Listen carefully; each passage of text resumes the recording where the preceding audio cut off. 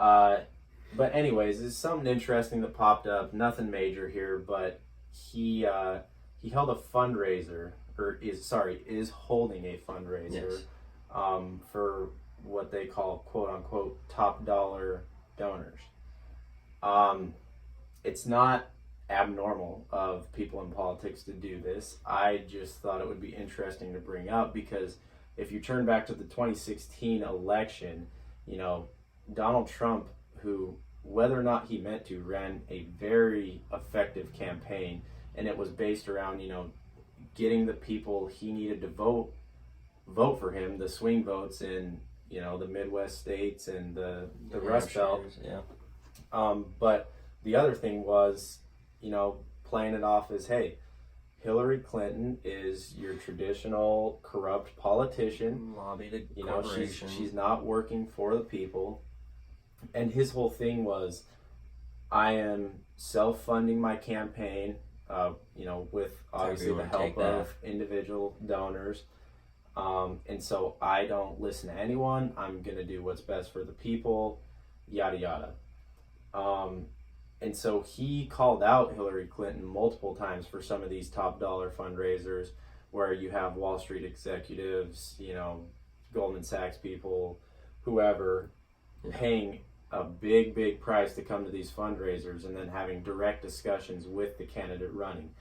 And it's obviously corrupt. He was completely right when he called out Hillary Clinton for this because, you know, those are such a small group of people that in large, such a large impact. You know, their lives don't get affected too much by these policies. You know, they still make a lot of money. They're still coming out on the good end of the stick. But it impacts everyone.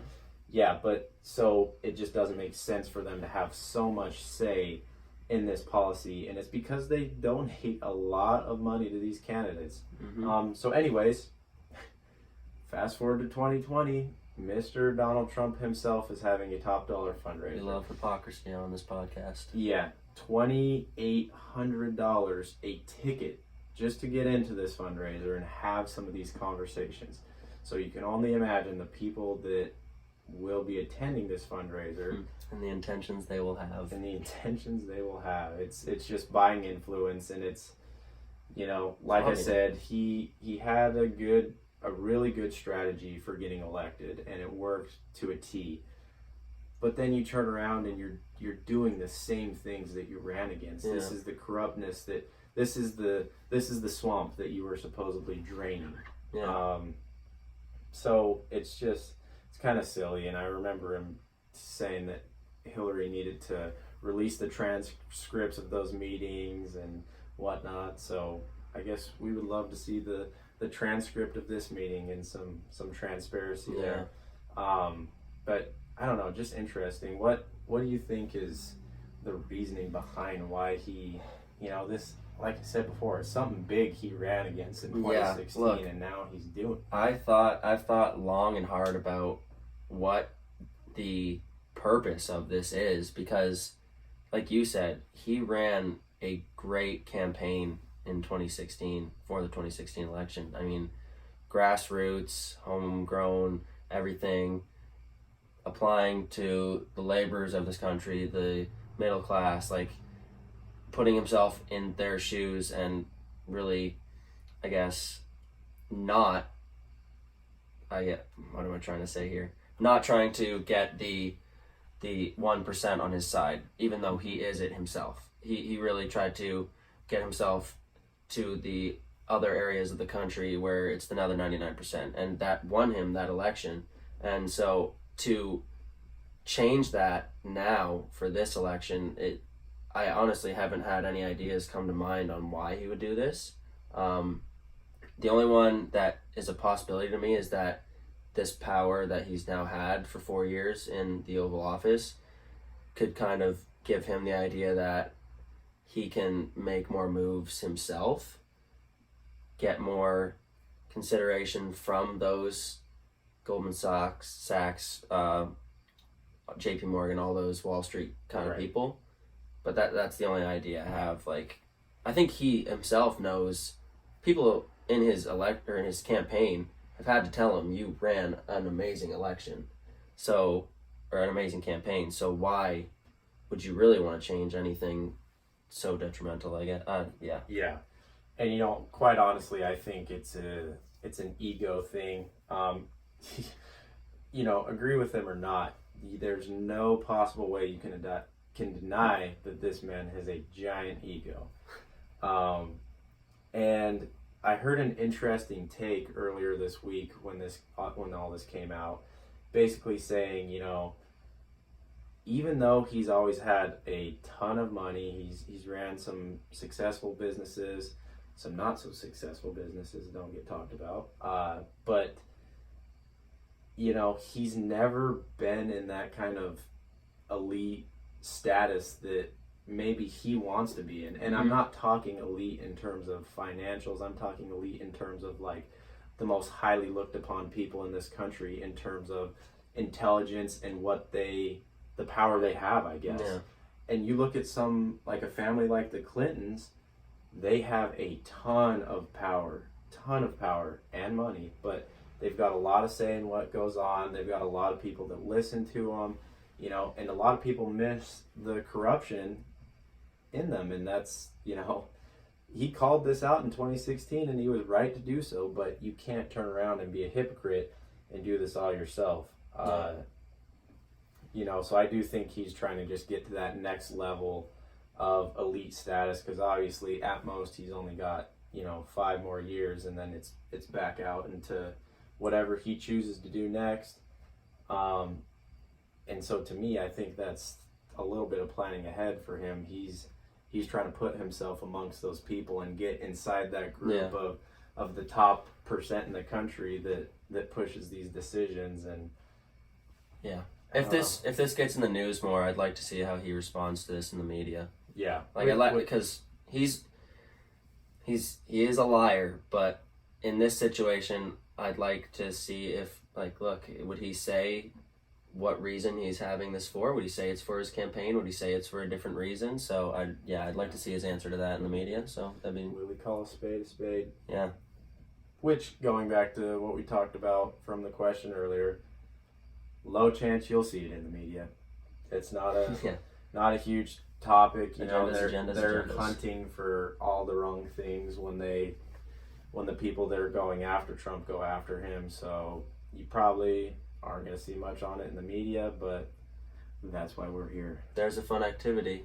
Put on 2 TVs, put on CNN, put on Fox, and run that same story and see the differences. Yep. And then in the background, have on Peanut Gallery Politics and hear the real story. But then last, we'll look at the Democratic side of what's going on. Constant. It'll be short, but just kind of some updates and what's happened. So since the debate, and even kind of a little before the debate, Elizabeth Warren keeps going up in the polls. And the big one that broke just today, maybe yesterday actually, was the early Iowa poll. That's the most significant poll they've released yet. Yeah.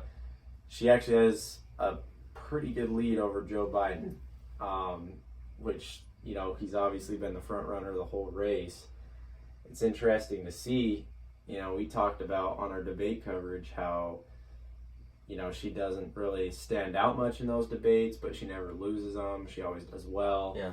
And if it's a good strategy because she keeps going up in the polls, and, maybe with the campaign she's running and what she's kind of standing for, maybe it is working for her. Yeah, I mean, hey, a lot of people in this country maybe just don't want heavy change. And, the way Elizabeth has shown herself in debates and on her campaign trail, she's not a roller coaster. She's pretty easy, steady. So I think a lot of people will apply to that, or apply to what she's bringing to the table. And a lot of people don't want a heavy change, so they think Elizabeth is a good choice. Right. And I think, my personal theory on her and why she might be going up in the polls is because, quite honestly, she comes off as like the less crazy Bernie. Yeah. Bernie's obviously the leader for all these ideas. He's been talking about them for his entire political career, and you got a good amount of candidates jumping on that bandwagon of ideas now. Yeah. And Elizabeth Warren being one of those who actually, worked with him after the 2016 election and aligns closely with him, but a lot of people just see her as like a more mellow version. And, obviously she's a younger female candidate, and that could help her out in the Democratic primary a little bit. So interesting to see her surge in the polls there. You saying that actually is a perfect segue into something else that kind of had an impact on the polls this week, which was the Working Families Party announcing their endorsement, and that being Mrs. Elizabeth Warren. And there was a lot of controversy behind that, because the Working Families Party's reasoning basically was they align with her policy. And if you don't know, in 2016, Working Families Party endorsed Bernie. So Bernie has not wavered very much from his campaign and his platform that he ran with in 2016. So a lot of people were questioning why it is now Elizabeth that they're endorsing.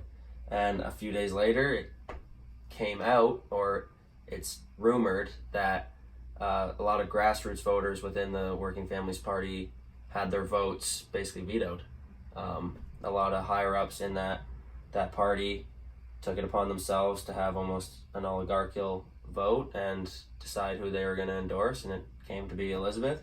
So there might be some things working in the background there, but it has definitely improved her polling and possibly dropped Bernie's polling a bit as well. So that's definitely had an impact this week at least. Oh, definitely. And I mean, if you look from the start, obviously Bernie kind of jumped out to the lead when he first announced. This is pre-Biden announcing. But Warren was kind of right on his tail. And then as you go through the campaign and the debates, they're pretty even. Bernie had a little bit of a lead there for a while, but I've always kind of felt like once one of them starts pulling away from the other, that's who people are going to start leaning towards, because they're looking for a candidate. You've obviously got the diehard Bernie fans and the diehard Warren fans that are going to stay with that candidate until they drop out. But you've got a lot of people that agree with what they're saying and align with their ideas, and they're just kind of waiting to see, which one is it going to be. Yeah. And if Elizabeth Warren starts pulling out ahead, it could just, keep compounding, and who knows? But a lot of people sitting on the fence waiting to jump off on whatever side. Yep. So she saw a good rise in the polls. Biden is always after the debates dropped because he's awful. Terrible. Yeah. I mean, it's getting to the point where you should just drop out, even though you're still the leading candidate. But please. Yeah, Bernie stayed pretty steady in most polls. He dropped in a couple of them, like we talked about. And then for the most part, everyone else stayed few fluctuating numbers. Right around the same. Yeah. So